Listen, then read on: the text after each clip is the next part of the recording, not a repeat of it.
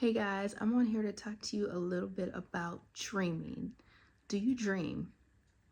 Do you have dreams that come to life? You see them, you tell people about them, and they call you, they're like, what you just told me not too long ago, a week ago, a couple days ago, bro, it just happened. It just happened. And you're like, of course it did. Because you're used to it, right? So I'm here to talk to the people that are dreaming or having visions, and you're like, what do I do with this? I don't know what's going on. You know, in Job, God talks about he speaks once, he speaks twice, but yet man perceiveth it not, right? And he says that he seals instructions, when a man is slumbering. Women, you too, not just men. So it is us who has to seek to understand God. And we're all supposed to dream. And so if you're not dreaming, go ahead and pray to God and ask him to seal up instructions for you and whatever he has for you, or for you to deliver to other people if that is something that he has pressed upon your life. But y'all, let me tell you, these last year and a half, it's been wild. I grew up apostolic, so I come from Hallelujah, all of that.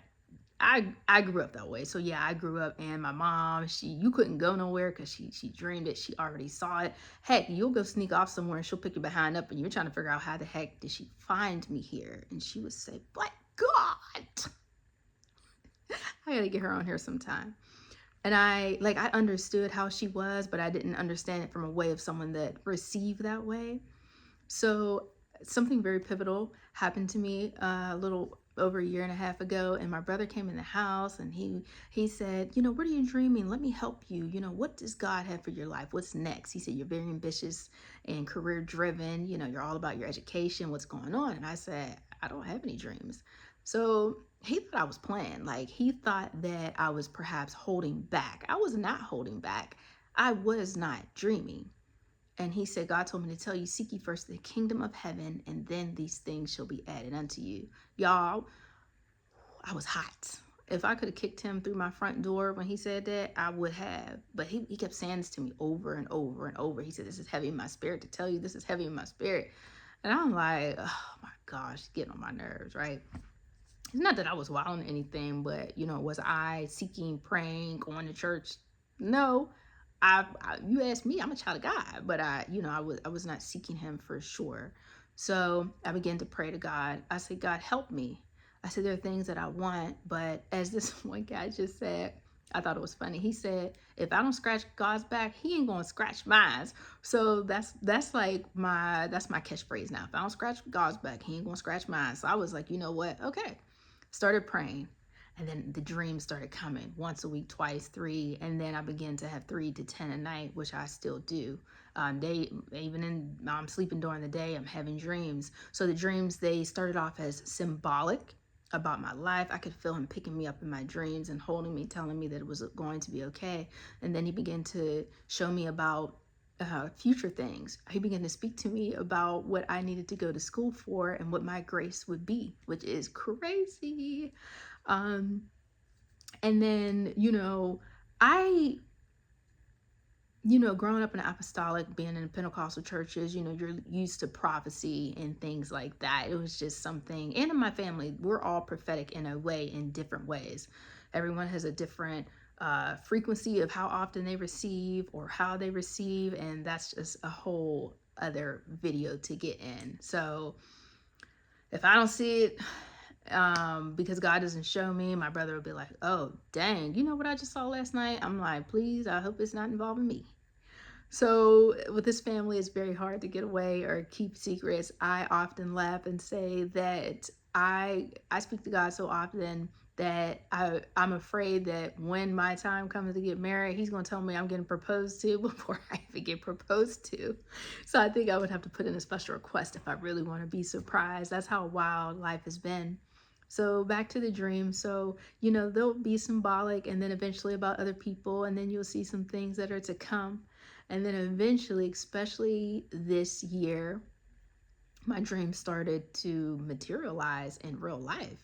I would see an angel falling, he would give it a name in my spirit in the dream. So there was a lot of times in my dreams there were no audio, so I can't hear anything, but he's speaking to my soul and to my spirit, and he tells me what's going on in the dream, and I'm watching it, and then I wake up and then I have the information and I write out everything. I've I think in my online, I have a journal app on my phone, and I think I'm at like 380 days straight of journaling, whether it's visions or dreams. Visions, a whole nother video.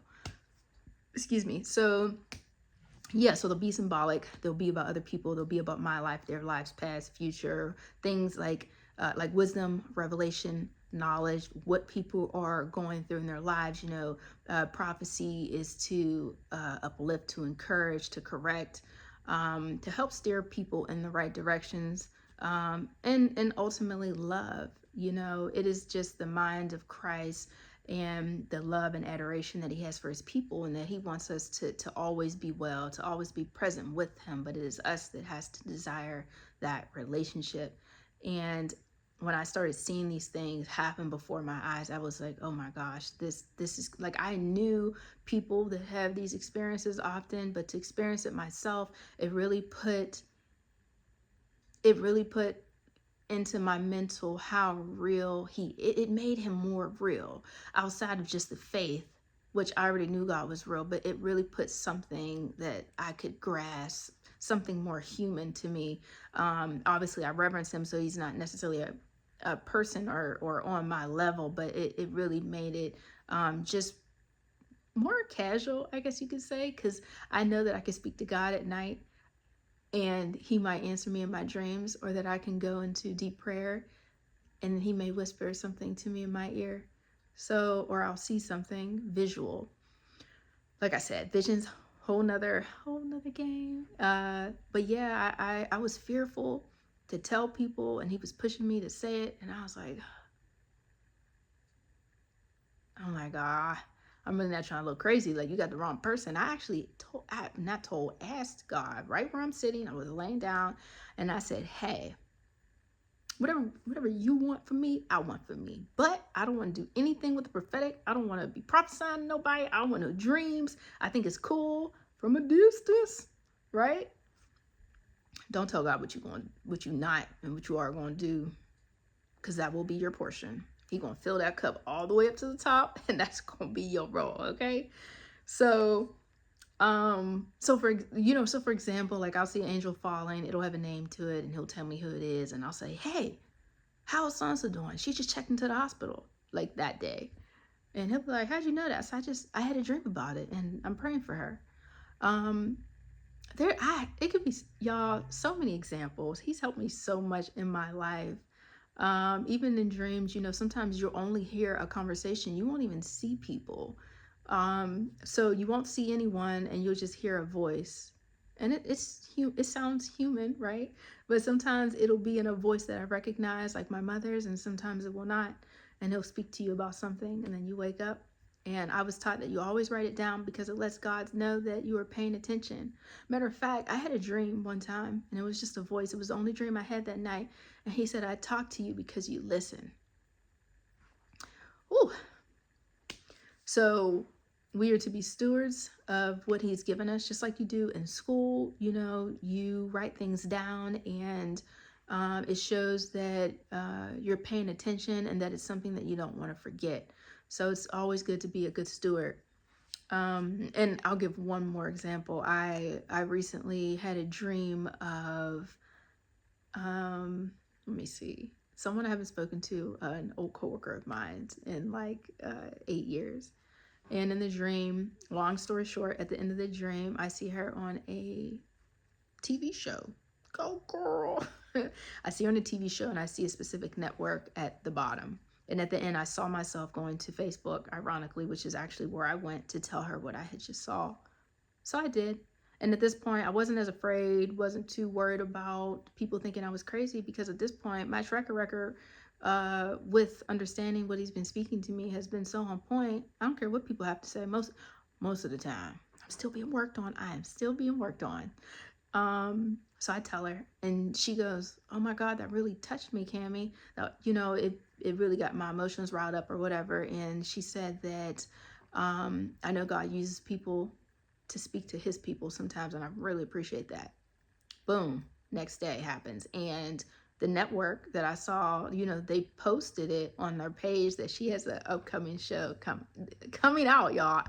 When I tell y'all I was geeked, I was so excited. I was like, oh my God, this is so cool. I didn't say anything. So she messaged me. No, I had commented like, oh my God, go girl. So she messaged me and was like, I had no idea they were posting that the next day. And I know how TV stuff goes because I've done commercials, and you have to be very private about things. You can't outside of the regular family. So I was not expecting her to necessarily tell me, especially if it had not already happened or it wasn't out yet. So she was like, this is so crazy. I had no idea they were posting it today. She was like, you just told me what you saw yesterday. And she had a white shirt on and blue jeans, which is exactly what she had on in the like ad that they posted for pushing, marketing, this television show. And I told her the day before, I was like, you're on the right track. You're doing what you're supposed to do. I said, you be encouraged and you follow the path that you are on. I was like, and I said, congratulations, not knowing, and she had not told me yet. So it was really cool. People that are dreamers or visionaries, and even prophets in churches, they enjoy when someone comes to them and they say, hey, you told me this and it happened. Like, I'm better, or I got the job, or the house, that one I put in, it went through. I really appreciate you for encouraging me and telling me to keep going. So I'm always humbled by the experiences, and when I'm able to help someone and just speak a word. And I always tell people I'm really just a projector screen or a recorder. I'm repeating what I see, and I repeat what I hear. Or what he puts in my spirit, which when people would say that, I never understood what they meant, but now I do. But take your time. I used to always feel, because there were people similar to me in church that were like, oh no, I know what gift you have. Like, you could operate in it, because everything God gives you is full. It is us that has to grow into the gift. He doesn't give anything complete, nothing partial, nothing half full. Everything he gives us is good and is perfect. So when you're experiencing, trying to understand yourself or what is going on, it is you who has to grow into it. It is you who has to seek understanding, read, to acquire the wisdom, the revelation, and the knowledge that he has bestowed onto you. Now, everyone is different. We are all called to different things, and some people, if you're familiar, are called to the fivefold, some aren't. But we are all meant to speak to God in a way, and that way is special and it is unique to the dreamer, the visionary, to the person that God is speaking to. So I'm hoping that my update, my little summary of what's been going on with my life this last year and a half, and there's so much more to unfold, but this is what God has pressed on my heart, and I keep dreaming it, and I'm like, no, I'm not doing that one. I'm not doing that. It's nobody's business. I deal with the people I have to deal with, but the gift, it is not mine, right? It's not mine. It comes from Christ. It comes from God. And I'm not the only person like this. I know you probably know people that are like this. There's a whole bunch of people in church like this. And I hope that all of you dreamers, I hope that you would draw nigh unto God. I hope that you would kneel before him. Seek understanding and interpretation on what he's asking you, especially if it's not words and it's all visual. I hope that you would write when you wake up in the middle of the night and you don't want to write it. I hope that you would write it down, because when I tell you Satan going to steal it from you, you're going to wake up in 2 hours and you ain't going to remember you've seen Jack. So be diligent, be a good steward, be a good learner. I hope that you find your tribe that helps you draw nigh to God and pursue the purpose that he has laid upon your lives. I love you with the love of God. And don't forget, seek ye first the kingdom of heaven, and then all of these things shall be added unto you. And if you don't scratch his back, he ain't going to scratch yours. Y'all take care.